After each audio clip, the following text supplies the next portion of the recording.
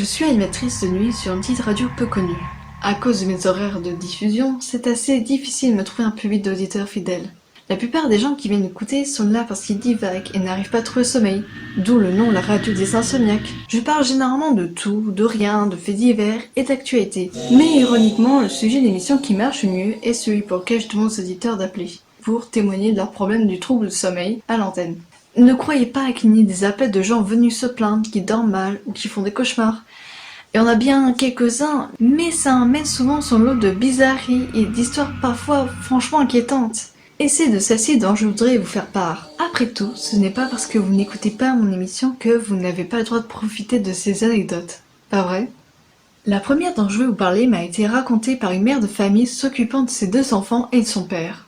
Il y a de ça quelque temps, ses 2 fils ont commencé à lui dire quasiment chaque matin que toute la nuit, il faisait le même cauchemar. Il lui disait que dans ce fameux cauchemar commun, il pouvait voir un homme masqué déambuler d'un bout à l'autre de leur chambre. Bien entendu, mon auditrice ne les a pas crus, persuadée qu'ils avaient inventé cette sordide histoire pour la faire marcher. Les jours avancés, ses enfants avaient de plus en plus d'appréhension quand l'heure du coucher arrivait. Le plus jeune des 2 avait même entrepris de dessiner la personne que son frère et lui voyaient dans une tentative de montrer à leur mère à quoi il ressemblait. Plus tard, après l'émission, cette auditrice m'a transmis par mail, à ma demande, des images des dessins. Les voici.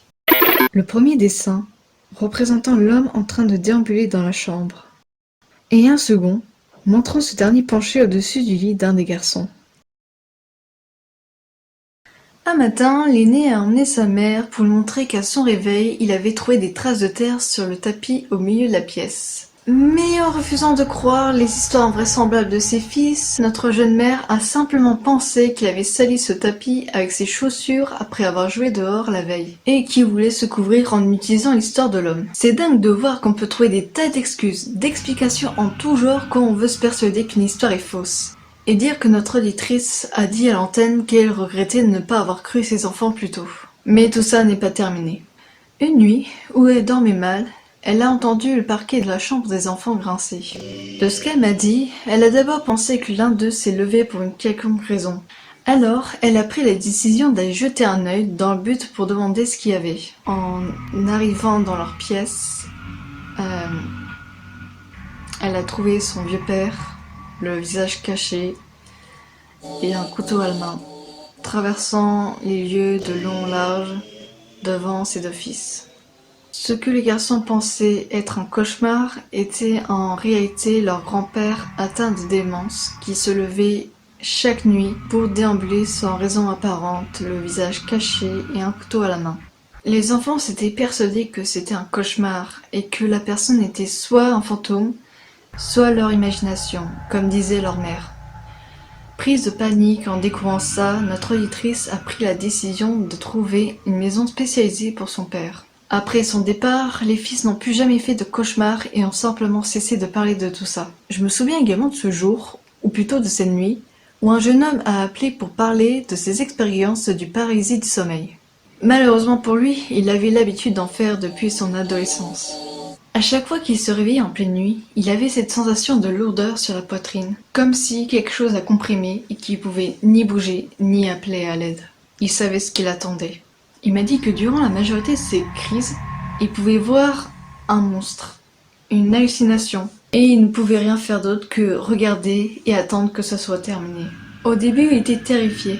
Il se disait que c'était dans sa tête, comme un cauchemar, mais il en avait vraiment peur. Puis, à force, avec le temps, il se disait que c'était dans sa tête et que ça n'allait pas durer. Il avait même donné un nom à ce monstre qu'il voyait presque systématiquement dans ses hallucinations. Il appelait la chose. Comme une image est bien plus parlante qu'une simple description, le jeune homme a accepté de m'envoyer par mail une photo d'un dessin de la chose réalisé par une amie à lui. La chose représentée par l'ami de notre auditeur. Malgré le fait qu'avec le temps, il n'était plus aussi terrifié que les premières fois. Les paralysies du sommeil étaient toujours aussi éprouvants pour lui. D'après ce qu'il a dit à l'antenne, plus les paralysies s'avançaient et plus la chose était proche de lui. À la première apparition, elle était dans le couloir. À la deuxième, elle était presque devant la porte de la chambre. Et ainsi de suite. Au début, il n'a pas prêté attention à ce détail. Après tout, c'était dans sa tête. C'est le jour où la chose s'est retrouvée au pied de son lit, à frotter ses griffes sur ses jambes, qu'il a commencé à prêter beaucoup plus d'attention. D'après ses dires, ses jambes portaient vraiment des traces. J'avoue que même lorsqu'il était en ligne avec moi, j'ai pas pu lui donner une explication rationnelle. Apparemment, il vivait seul, sans aucun animal. Était-ce possible qu'il pouvait infliger ses griffures lui-même? En pleine paralysie, j'en doute quand même. Il n'empêche que la chose monte visiblement de plus en plus haut sur le corps de notre auditeur, et que, d'après lui, de nouvelles marques voient le jour après chaque apparition.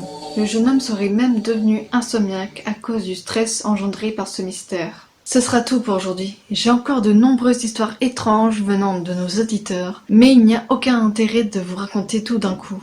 Alors, chers lecteurs, j'espère que vous aimez les anecdotes de la radio des insomniaques et que vous allez réussir à être patient jusqu'aux prochaines.